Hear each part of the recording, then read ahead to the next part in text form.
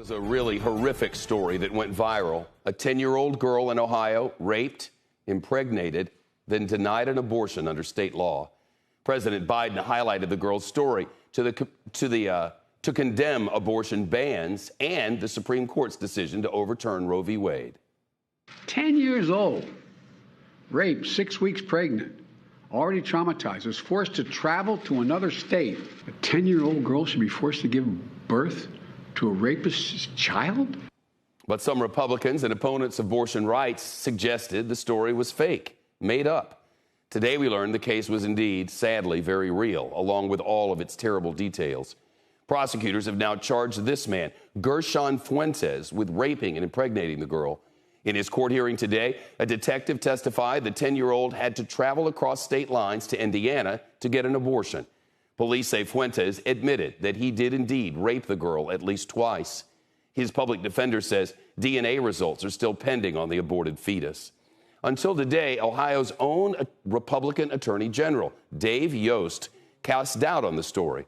In an interview published just yesterday in USA Today, Yost said, "Every day that goes by, the more likely that this is a fabrication. There is not a damn scintilla of evidence." Well, now he has the facts, and he's come around. In a statement today, Yost wrote, "My heart aches for the pain suffered by this young girl. I'm grateful for the diligent work of the Columbus Police Department in securing a confession and getting a rapist off the street." This all played out as the House and Senate held hearings about abortion access. Here's NBC's Ali Vitale.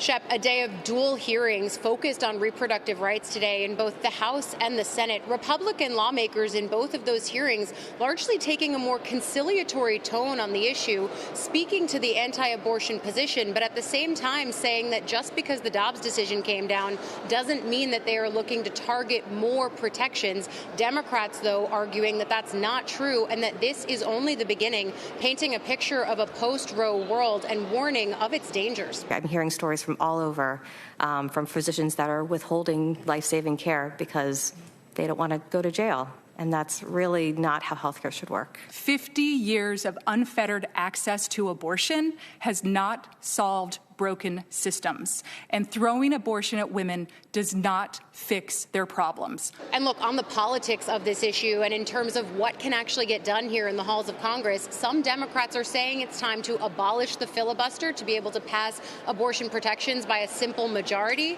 Even some Republican women who want to protect abortion care, though, say that's not something that they're willing to do, including Senator Lisa Murkowski, who was reminding today the shoe could be on the other foot soon in terms of the majority. That's why she doesn't want to get rid of the filibuster on this. Without the filibuster, do we really believe that a different majority would not seek a nationwide ban on abortion? These two hearings today, part of a larger blitz from Democrats on the reproductive rights issue. House Democrats planning to hold votes later this week focused not just on codifying protections that were first enshrined by Roe, but also trying to protect women who are traveling across state lines to now access this care, as well as shoring up privacy protections, something that Democrats have been talking about in the aftermath of the Dobbs decision. Many of them say, both publicly and privately, that they would like to see President Biden and the White House do more on this, including potentially pressuring him on a public health emergency. That's something he says he's considering, even as Congress continues to debate this.